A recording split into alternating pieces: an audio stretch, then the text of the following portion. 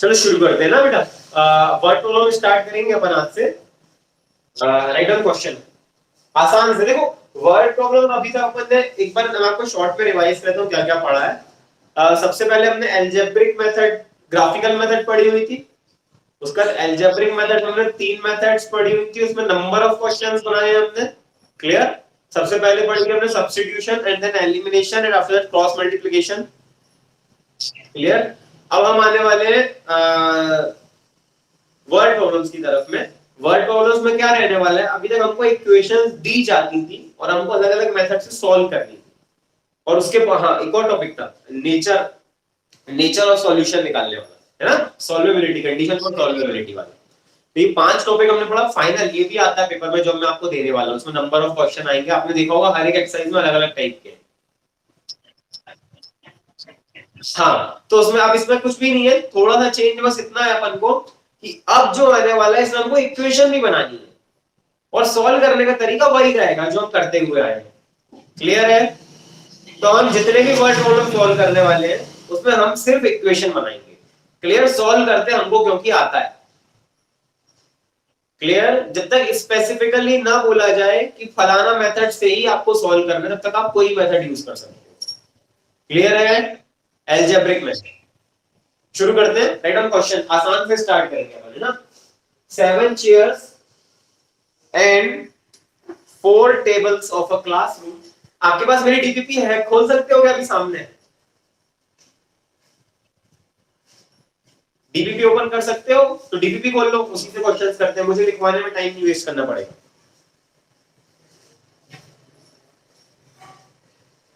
Open है DPP. सहज दोनों ने उसमें दिया है पहला क्वेश्चन, देखो वर्ड प्रॉब्लम का। हाँ वो क्वेश्चन आपके सामने है, आप इक्वेशन बनाओ फटाफट। मैं एक बार पढ़ देता हूं, मिला लो क्वेश्चन वही है। ठीक है। 7 chairs and 4 tables of a classroom cost rupees 7,000, while 5 chairs and 3 tables cost rupees 5080. Correct? Find the cost of each chair and that of each table. Find the cost of each chair and that of each table. करिए, शुरू करिए, equation बनाने का प्रयत्न करिए।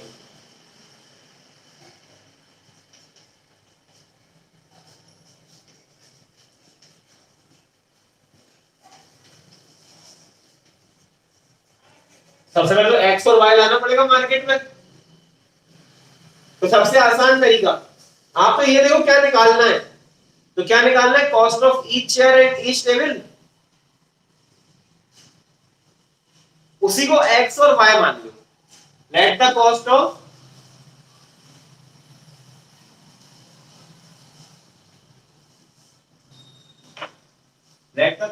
Each chair be rupees x। हाँ की ना। And the cost of each table be rupees y। According to question अब क्या बोल रहा है? 7 chairs and 4 tables, मतलब 7x plus 4y cost rupees 7,000। ठीक है। 5 chairs and 3 tables cost rupees 5080। फंडा आपको देख गया होगा, नजरों में तुरंत आ गया होगा क्या सॉल्व करना है हमारा। देखो जो पेपर में क्वेश्चन आएगा तो आपके इस पे भी मार्क्स रहेंगे कि आपने ये सही बनाई है कि नहीं बनाई है। आपने अगर ये सही बनाई है तो सॉल्व करने के फिर आपसे अगले मार्क्स रहेंगे। क्लियर। सहज शरण्य बोथ ऑफ यू, कोई डाउट नहीं है? अगला क्वेश्चन कौन सा है?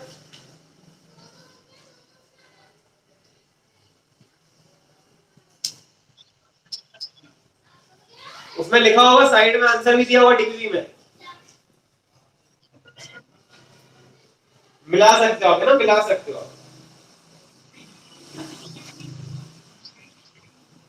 680 और 560 आया हुआ है ना, 680 एंड 560 समथिंग। अगला क्वेश्चन क्या है?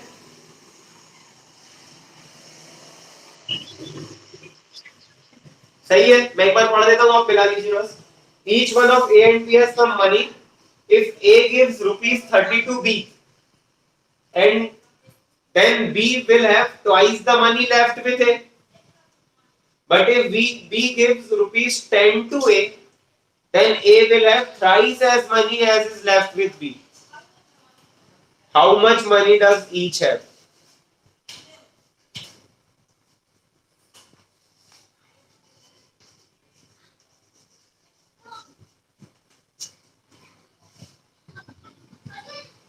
क्या करने थे? Let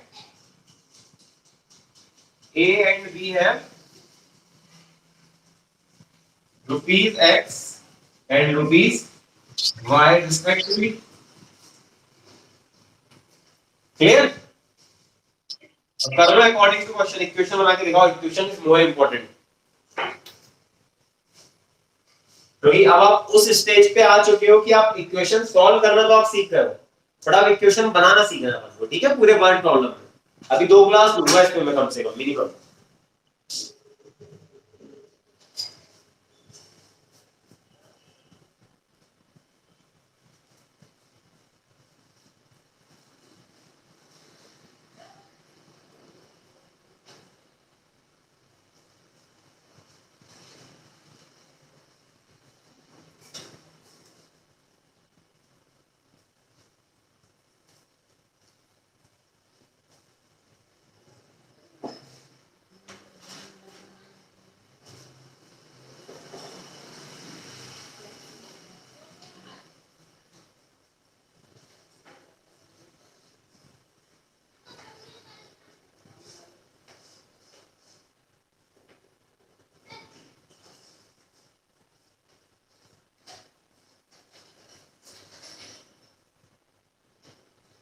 हो गया, हुआ सहज बनी बेटा इक्वेशन शरण्या। देखो करते हैं ना, एक केस करते हैं, ना केस। पहला केस लेते हैं, क्या बोल रहा है, पढ़ दो एक बार बेटा, क्वेश्चन पढ़ के।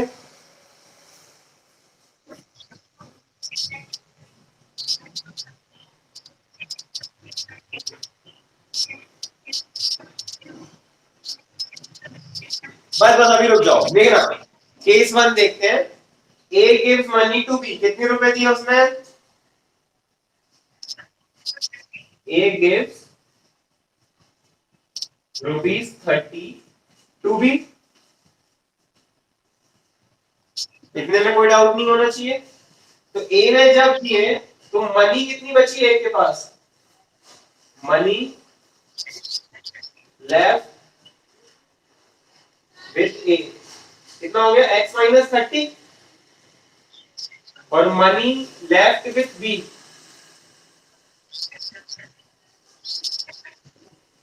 y plus 30। कोई दिक्कत तो नहीं है इसमें, है ना? तो अकॉर्डिंग टू क्वेश्चन क्या बोल रहा है, कंडीशन क्या बनती है फिर जब ए ने 30 रुपए दिए कि? आगे पढ़।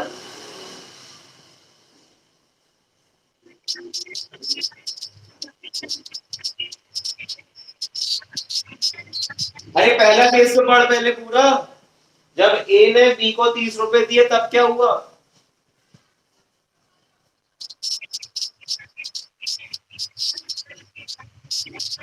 Twice the money left with A.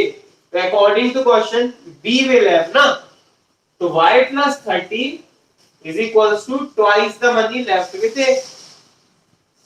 आगे समझ में? सॉल्व कर लो। y plus 30 is equals to 2x minus 60। सबको यहाँ ले जाओ, सबको यहाँ ले जाओ, तो 2x minus y minus 90 है इक्वल टू 90 कर दीजिए। क्लियर?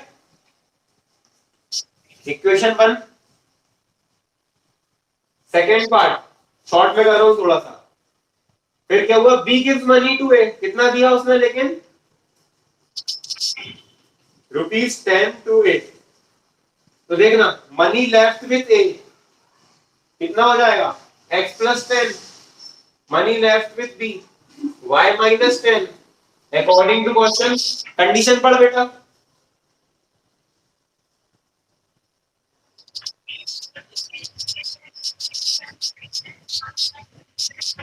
बस a will have thrice as much as have b, मतलब x plus 10 equals to 3 into y minus 10.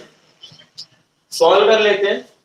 10 को यहाँ ले आओगे 3y यहाँ ले आओगे, x minus 3y equals to यहाँ माइनस 30 माइनस 10 माइनस 40। क्लियर? दो इक्वेशन है, दो वेरिएबल है, आप आराम से सॉल्व कर सकते हो। क्लियर है?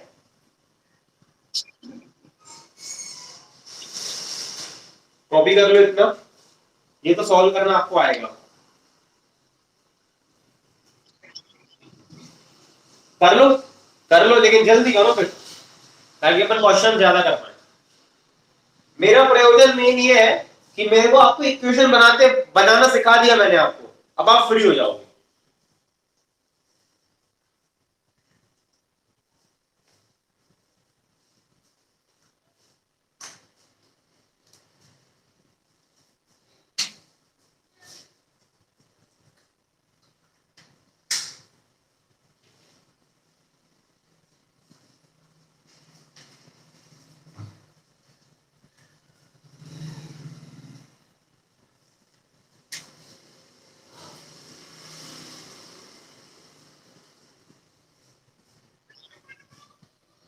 क्या बेटा? y गलत है, 2 कहां से आएगा? 2 रुपए हो गया y के पास, दिमाग तो लगाओ। और y 2 रुपए में 10 रुपए दे देगा क्या? और ये भाई साहब 30 रुपए दे रहे हैं, मतलब 30 तो ज्यादा ही होगा।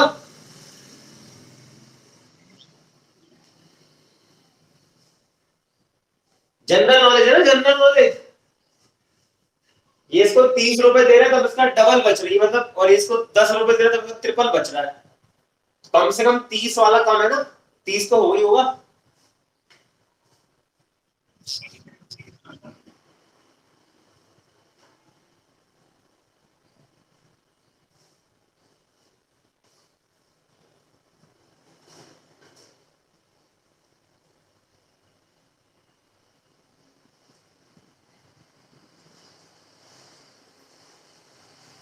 अब तो आप सब्स्टिट्यूशन से आसान से कर दोगे, y की वैल्यू डायरेक्ट आ गई 2x 90, तो यहां डाल दोगे 2x 90, तो x 6x -5x प्लस 450, 450 कहां जाएगा तो -490, 490 अपॉन 5।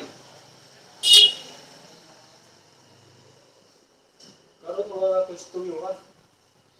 ये 93 था, 270, 270 मतलब 310, 310 में अपॉन 5 होगा, 5 6 जा 62 आ रहा है मेरे हिसाब से। x की वैल्यू 62 आ रही है अकॉर्डिंग टू मी, और x की वैल्यू 62 यही पुट कर दो, तो 62 आ जाएगा, तो 102, 102 divide by 3, 102 divide by 3, 34, 34, 60 to 34 आ रहा, ओवरऑल आ रहा है। चलो अगला पढ़ दो।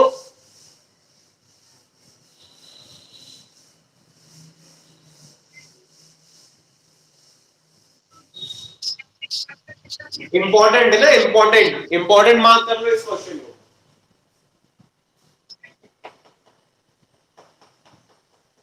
पढ़िए।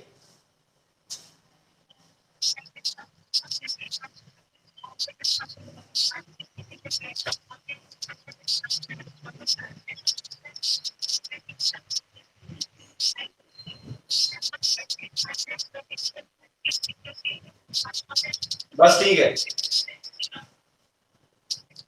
समझ गए क्वेश्चन, समझ गए होगे। मान लो हमारी सिटी में हम घूमने गए हैं, टैक्सी से घूमना पड़ रहा है हमको, क्लियर है। अगर हमें 70 किलोमीटर जाना है तो उसने कितने रुपए दिए? 950 रुपीज पे किया according to question. He pays 950 rupees for 70 kilometre, ठीक है। और 100 किलोमीटर चलने के लिए उसने क्या किया? 1250 पे किए। क्लियर है? तो हमेशा कभी भी आप किसी भी टैक्सी में अगर ट्रेवल करे होगे तो आपको पता होगा ये बात कि जब भी टैक्सी चलती है तो वो इतना बोलता है कि भैया पहले 5 किलोमीटर के लिए चाहे आप 5 किलोमीटर जाओ चाहे ना जाओ आपको इतना पे करना ही करना है। होता है ऐसा, मतलब मिनिमम आप अगर 5 किलोमीटर चलोगे तो आपको इतना चार्ज होगा और फिर 5 किलोमीटर के बाद में आपका पर किलोमीटर के हिसाब से इतना इतना चार्ज होगा। इतना क्लियर है? तो यही उसकी पहली लाइन में लिखा हुआ है, देखो ध्यान से। Taxi charges in the city consist of fixed charges and the remaining depend upon the distance travelled in kilometre. Clear? हमको इक्वेशन बनाने बोल रहा है और find the fixed charge and the rate पर किलोमीटर। देखो उसने खुद दे दिया, find the rate charge and fixed charge and rate पर किलोमीटर। तो लेट द फिक्स्ड चार्ज भी रुपीज एक्स, हाँ की ना, एंड रेट पर किलोमीटर भी रुपीज वाई, है ना? अब बनाओ इक्वेशन जरा 30 सेकेंड्स। कंडीशन दी है आपको, बहुत आसान है, बहुत आसान है। बस वो ये क्वेश्चन समझने के लिए थोड़ा ट्रिकी था क्योंकि जनरली ऐसे टैक्सीज अपन क्या रहता नहीं, कई बार भाड़ा तो सीधा सीधा देते हैं, अपन फिक्स कर लेते भैया इतना ही में चलेंगे अपन, होता है ना। लेकिन जनरली टैक्सीज में ऐसा नहीं होता, वहां पे ऐसे आप बड़ी सिटीज में जब भी जाएंगे या कहीं भी जाएंगे तो उसमें मीटर चालू कर देता है, मीटर ऐसे ही चलता है कि 5 किलोमीटर तक नहीं रहेगा, फिर 5 या जो भी जहां जहां का सिस्टम है, और उसके बाद फलाना चलने लग जाएगा। क्लियर? यहाँ पे इतना कठिन क्वेश्चन नहीं, बहुत आसान है। अकॉर्डिंग टू क्वेश्चन पहले कितना चल रहा है बेटा, कितने किलोमीटर, 70 किलोमीटर चल रहा है। क्लियर? 70 किलोमीटर के लिए उसने कितना पे किया है, 750। और 100 किलोमीटर के लिए उसने कितना पे किया है, हाँ 950। और 100 किलोमीटर के लिए उसने पे किया 1250।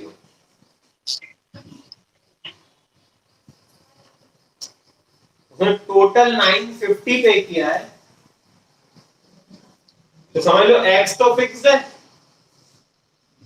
एक्स फिक्स्ड है, एक्स चार्ज, और 70 किलोमीटर के लिए वाई के हिसाब से पे किया होगा, x plus 70y is equal to 950। अभी फिक्स चार्ज तो देना ही पड़ेगा कुछ भी हो जाए, ये बोल लो। और दूसरी बार जब उसने 100 किलोमीटर चला है, कितना, 1250। दो इक्वेशन, दो वेरिएबल हंसते खेलते सॉल्व हो रही है।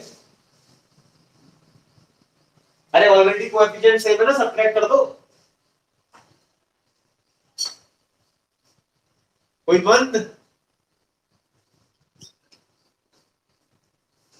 बढ़िया।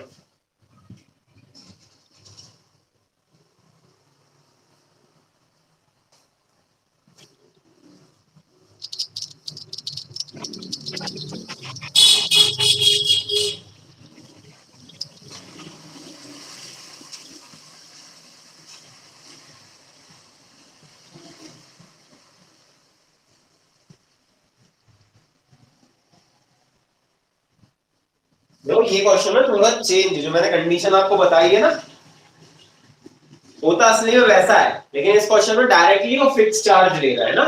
लेकिन जनरली क्या होता है, जो 70 किलोमीटर चला होगा ना तो 5 किलोमीटर का चार्ज एक्स होगा या उतने किलोमीटर के हिसाब से होगा, बाकी फिर पर किलोमीटर के हिसाब से चेंज होता रहेगा।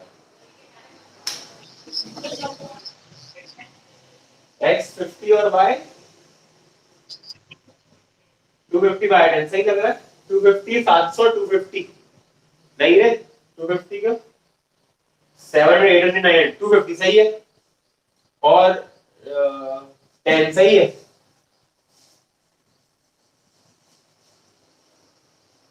समझ में आ गया वो फंडा? मतलब टैक्सी करने के आपको 250 रुपए तो देने ही देने हैं, और फिर उसके बाद 10 रुपए पर किलोमीटर के हिसाब से। क्लियर है? हाँ सही है ना, अरे चेक कर लेना मेरे भाई। अगला question,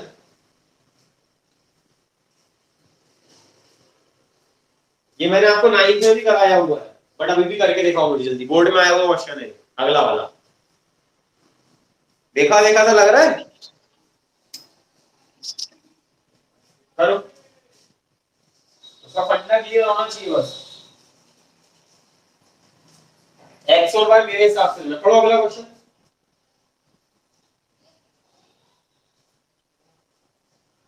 The sum of the digits of a two-digit number is 12. ठीक है, मान लो कोई टू डिजिट नंबर है तो उसकी डिजिट्स को ऐड करें तो वो क्या आएगा, 12 आएगा। The number obtained by interchanging its digits exceeds the given number by 18. अगर मैं उन नंबर को जैसे 1 2 था तो उसको 2 1 लिख दूं, क्लियर, तो वो उन दोनों में डिफरेंस कितना रहेगा, 18 का, भैया ज्यादा रहेगा 18, ऐसा बोल रहा है, क्लियर। फाइंड द नंबर, मतलब नंबर में 2 डिजिट होंगी, तो let the 10th digit be x and 1st digit be y, clear है, 10th digit be x and 1st digit be y। Then पहली इक्वेशन तो जिंदाबाद, सम ऑफ डिजिट कितना बोला है, 12 बोला है, ये तो सीधा सीधा हो गया। अच्छा इसके बीच में एक नंबर और लिख लो पहले, चॉइस में 10z(x) 1z(y), देयरफॉर नंबर क्या हो गया बेटा, 10x प्लस y, इतने में तो कोई दिक्कत नहीं। अकॉर्डिंग टू क्वेश्चन पहला क्या बन गया, x plus y equals to 12, इतने में तो कोई दिक्कत ही नहीं होनी चाहिए आपको।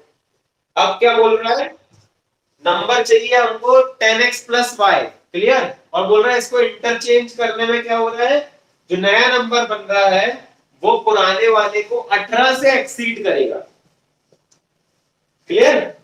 तो देखना इसके आगे मैं स्थगित करूं, देखिए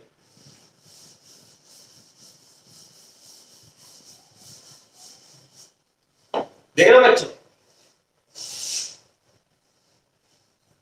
बाय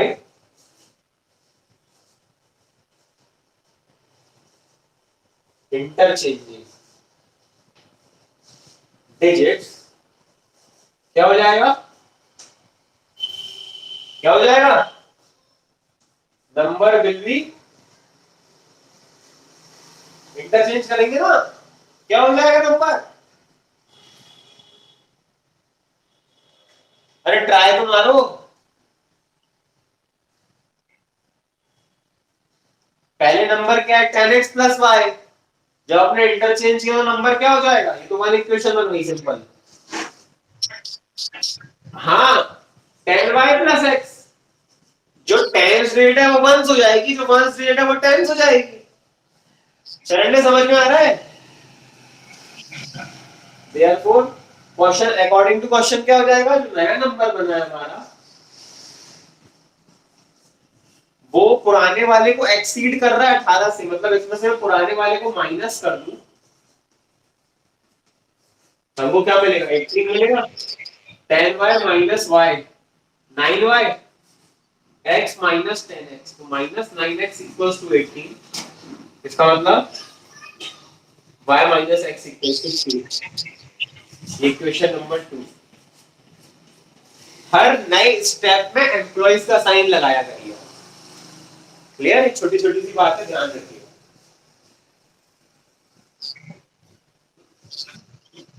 खत्म हो गया, देखो x प्लस में माइनस में ऐड कर दो दोनों को, 2y equal to 14, y equal to 7 आता है, और y 7 आएगा तो x 5 आएगा, तो 70 असली नंबर देखो लिखना पड़ेगा, आप सॉल्व करके लिखिएगा पूरा, मैंने डायरेक्ट निकाल दिया है, x 5 y 7, नंबर पूछा था ना उसने मुझसे, देयरफॉर नंबर इज डाल दो। 10 इंटू 5 प्लस 7 मतलब 57। आप उल्टा करो 75। 75 और 57 में 18 का डिफरेंस होना चाहिए। आता है? सही है हमारा आंसर।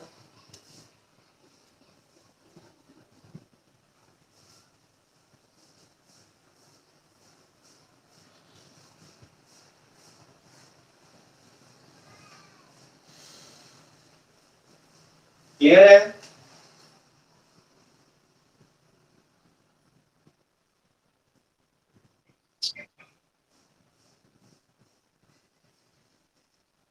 इसका अगला वाला भी देखो, कर लो क्या? A two-digit number is such that the product of its rate is 14.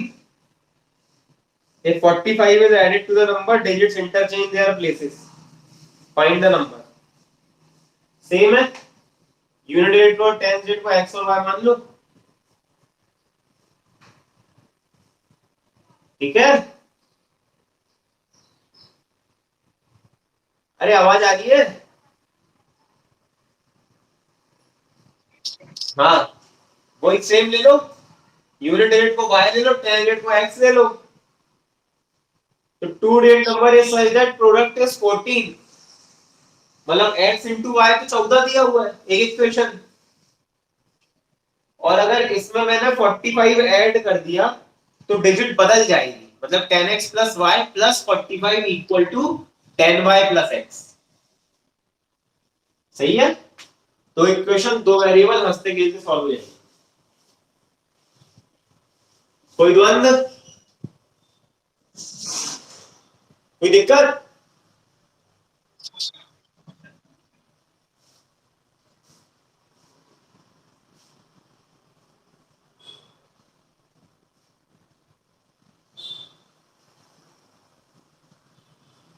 चलो एक क्वेश्चन और करते हैं, लिखिए। डीबीबी कर लीजिएगा, डीबीबी करके देखिएगा भाई ना, अगली क्लास में जब आओ तो डीबीबी के सारे क्वेश्चन एक बार अटेम्प्ट करके आना। इसके बाद में भी कुछ क्वेश्चंस और कराऊंगा आपको। क्लियर? अभी एक दो बहुत अच्छे क्वेश्चन आप स्ट्रीम डाउन स्ट्रीम वाले मेरे बचे हुए हैं, वो मैं आपको जरूर कराऊंगा। प्रॉमिस है आपसे। एक क्वेश्चन पहले मेरा एक कर दूं, देखो। The sum of the numerator and the denominator of a fraction is 12. The sum of the numerator and the denominator of a fraction is 12. If the denominator is increased by 3, if the denominator is increased by 3, the fraction becomes 1 by 2. The fraction becomes 1 by 2. Clear? Find the fraction.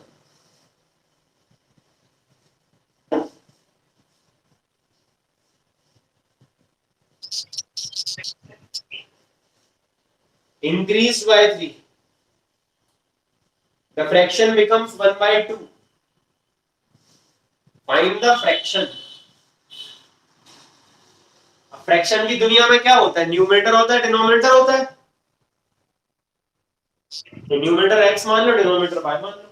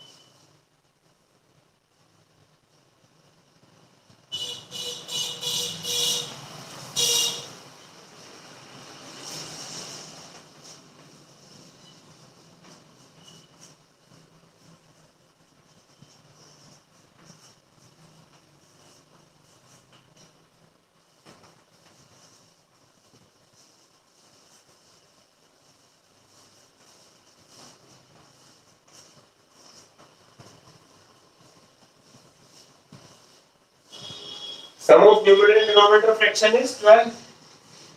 बहुत आसान है equation तो। Sir ने answer नहीं आ रहा तो मैं आज लिख दी।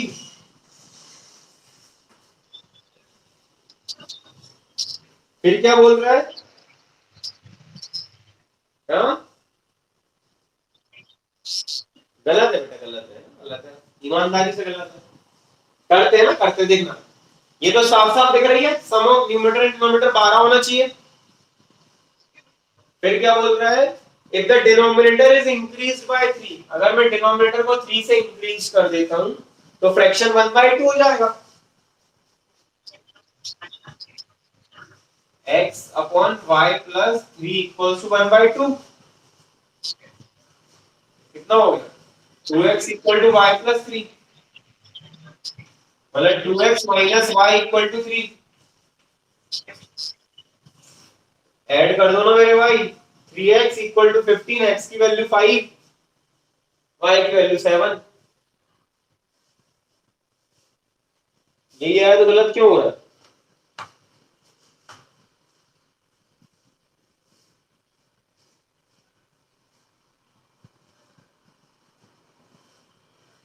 क्लियर है?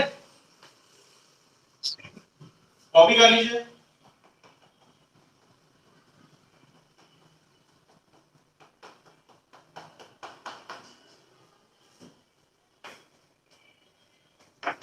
कोई डाउट बेटा आज की क्लास में किसी प्रकार का? शरण्या, सहज, पर एनसीईआरटी और आज की डीबीपी आप पूरी अटेम्प्ट करके आइए।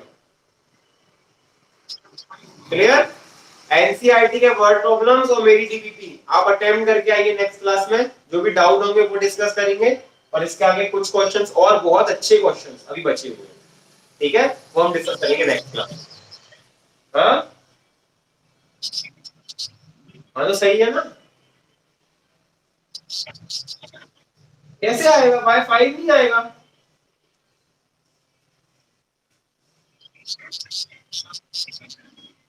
करके देखना है, करके देखना। आज अपन नहीं रुकते, इसके आगे का डिस्कस करेंगे नेक्स्ट क्लास में, ठीक है? Have a good day.